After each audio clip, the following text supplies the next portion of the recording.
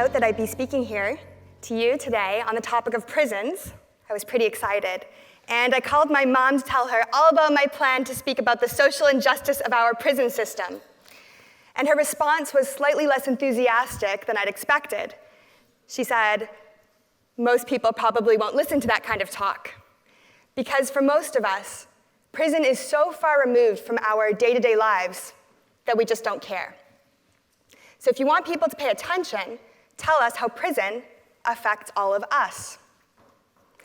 As usual, she had a point. So rather than speak to you about the human rights angle on prison reform, I'll instead share with you some information and facts about our prison system so that you can make up your own minds about how it's performing and how it might be able to be improved, and so that you'll see that prison really is an issue that does affect all of us. I'd like you to imagine that you had £1 million to invest, and you chose to invest it with me, and I lost half of it. And you had another £1 million to invest, and you gave it to me again, and I lost half. Not a great investment strategy. But that's pretty much what we're doing with our prison system, except that the stakes are exponentially higher. Every year, UK taxpayers spend £2.8 billion on prisons, thinking that they'll lower crime. And every year, 45% of people leaving prison reoffend. And we continue to do the same thing every year, despite getting the same poor results. The bottom line is that our prisons are highly ineffective. And the question that comes to my mind is, haven't we come up with anything better? And if not, why not? To begin answering this question, I thought it would be helpful to provide some background information on prisons. Where did they come from and who's in there? As I'm aware that, unlike me, most of you probably don't Google prison every day. While it may seem like prisons have been around for a very long time, they're actually a pretty new concept. The establishment of the modern-day prison, a secure criminal rehabilitation center, is only 2 centuries old, from the 1800s. Although the theory underpinning these prisons is much older, dating back to a 2,500-year-old premise from Plato that we could both punish and reform at the same time. When you think about it, the notion that you can both punish and reform at the same time is slightly contradictory. It's like the classic carrot and stick argument, except suggesting that you can give people both the carrot and the stick together and achieve the same results. So it's not too surprising that almost immediately after the first prisons were created to both punish and reform prisoners, a debate broke out among the general public about what was the right balance. The pro-punishment group argued that prisons were too soft. They should be harsher to punish prisoners for wrongdoing, for breaking the law, for harming victims, and deter them from committing future crimes. Scare them straight. Prisons should punish more. The pro-reform group argued the opposite. Prisons are too harsh. It's enough of a punishment to lose your freedom and be separated from society. Beyond that, prisons should be humane institutions of moral instruction and rehabilitation, and should correct the behavior of prisoners so that once released, they'd be model citizens. Prisons should reform more. It's been nearly 200 years, yet as you can see from these recent newspaper headlines, the debate on whether prisons should punish more or reform more really hasn't changed that much.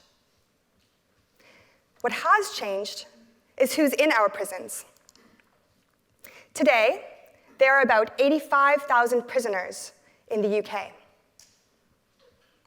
1 in 3 of them is under the age of 30. 1 in 6 is over 50. And 1 in 35 is a veteran.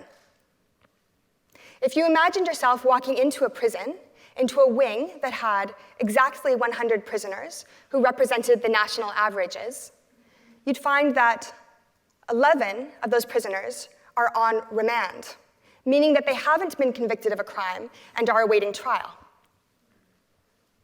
The majority, 54, are there for a non-violent offense like theft or drugs.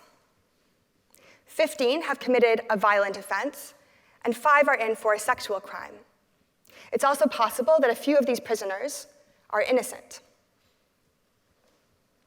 I'm aware I've just presented quite a few numbers, so if you only remember one from this entire talk, I hope it's this next one, that nearly every prisoner, 99.9% of them, will be released at the end of their sentence and will come back to society. Of the entire UK prison population, there are only 59 prisoners serving whole life sentences. The remainder of the 85,000 prisoners will be released and will come back to society.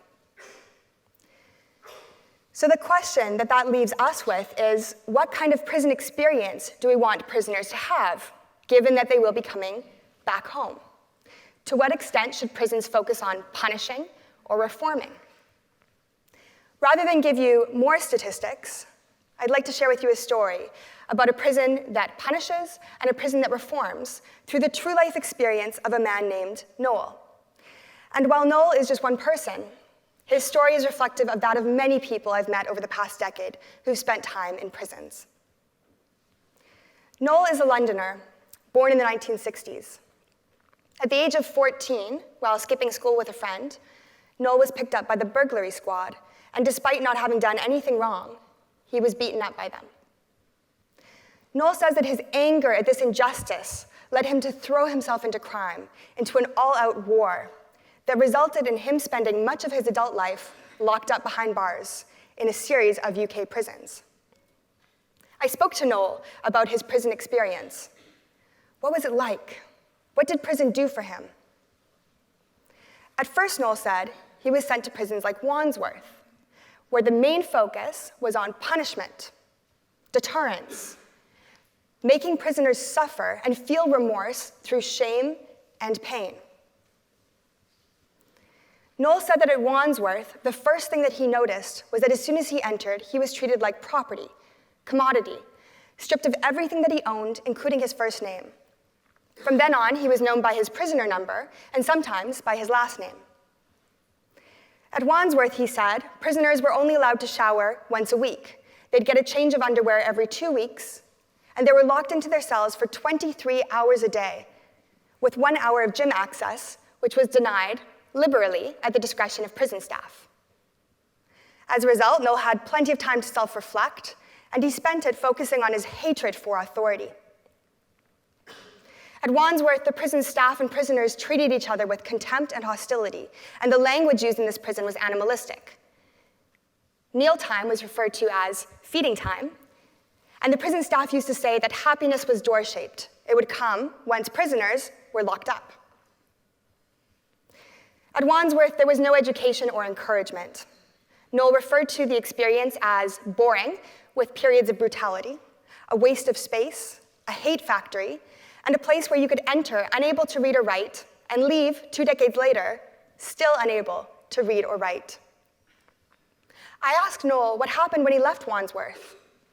Did the harsh approach work? Noll said that Wandsworth was horrible. He never wanted to go back. But he and his fellow prisoners left Wandsworth bitter and resentful, without practical life skills for how to support themselves legally in the community. And the more he faced challenges like trying to get a job or find housing, the angrier and more bitter he became, and the more he wanted payback against the authority system and the people who had treated him so poorly. In addition, although it does sound cliche, Noll said that prison taught him how to be a better criminal. At one prison, he learned how to get a gun, which facilitated his career as a bank robber, and he went on to commit over 200 bank robberies. And he spent time in many more UK prisons, each of which had a similar focus on punishment. All of this changed, however, when Noll was sent in the early 2000s to Grendon Prison. Grendon is unique as the only UK prison with the sole focus of reform, ensuring that prisoners receive the education, training, and stimulation to promote their successful reintegration back into society. Grendon operates on the principle of normality. Life on the inside of the prison reflects life on the outside. And prisoners are treated as people with the future potential to contribute. At Grendon, Noll said that he was listened to and made to feel safe. the prison staff treated him with respect and not only asked him for his first name, but told him theirs as well. At Grendon, Noll spent 10 hours each day in education, work, or therapy. Rather than use his mental energy focusing on his hatred for the authority system, he spent it working on his problems, rebuilding relationships with his family, and getting ready to make the significant life changes necessary in his life to ensure that he'd live a positive life once released, and not recreate the same mistakes of his past. When Noll left Grendon, instead of leaving bitter, he left with hope. He felt that he had a chance.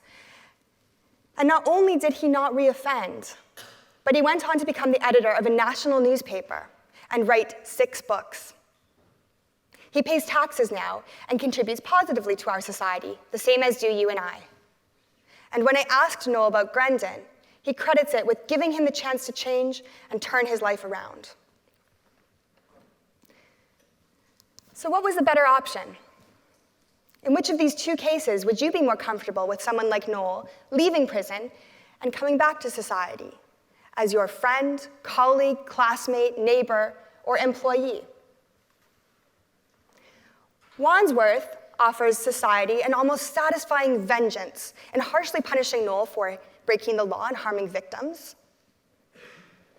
But Noll also left Wandsworth bitter and resentful without practical life skills or knowledge on how to break the cycle of crime.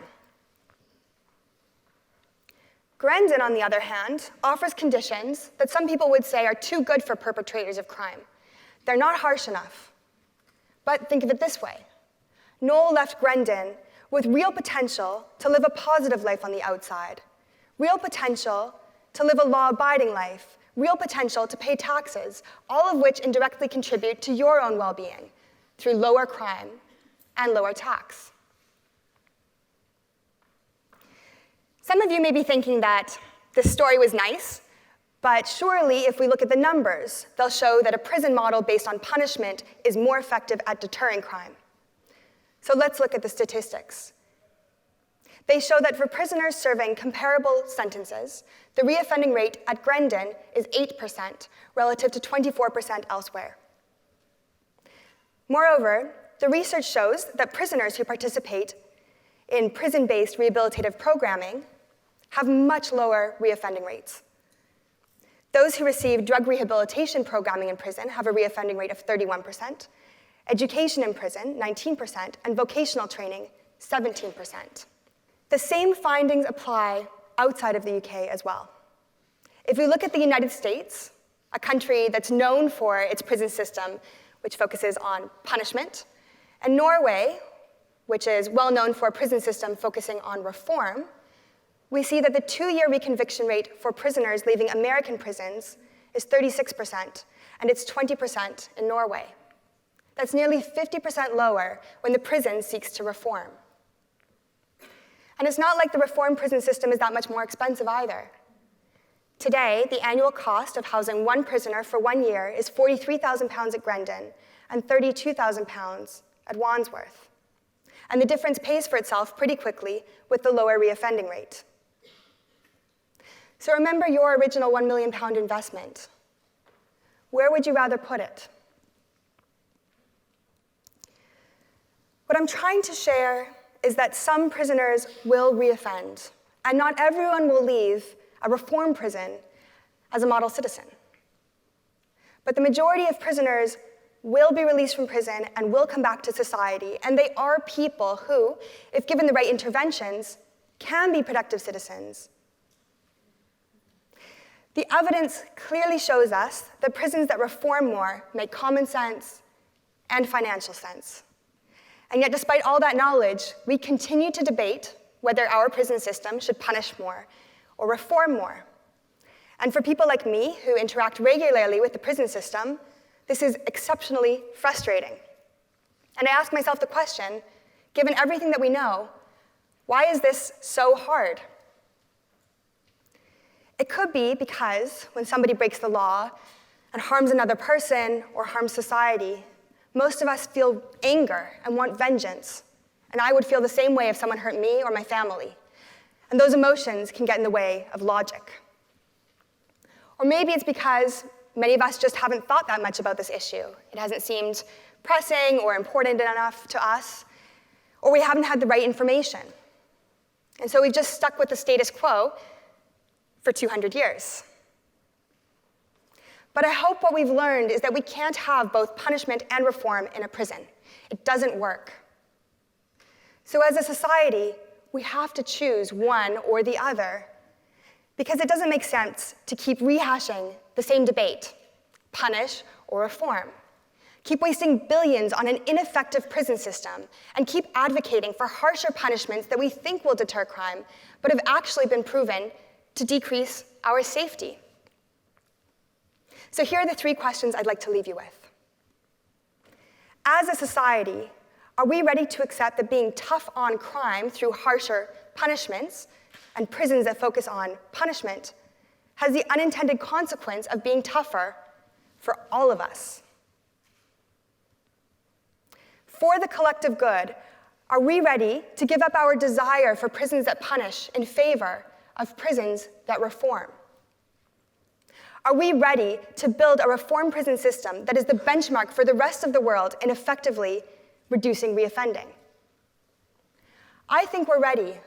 So let's upgrade the standards of our prison system to a 21st century model for reforming people who've committed crime, rather than stagnate with a 2,500-year-old Platonic concept.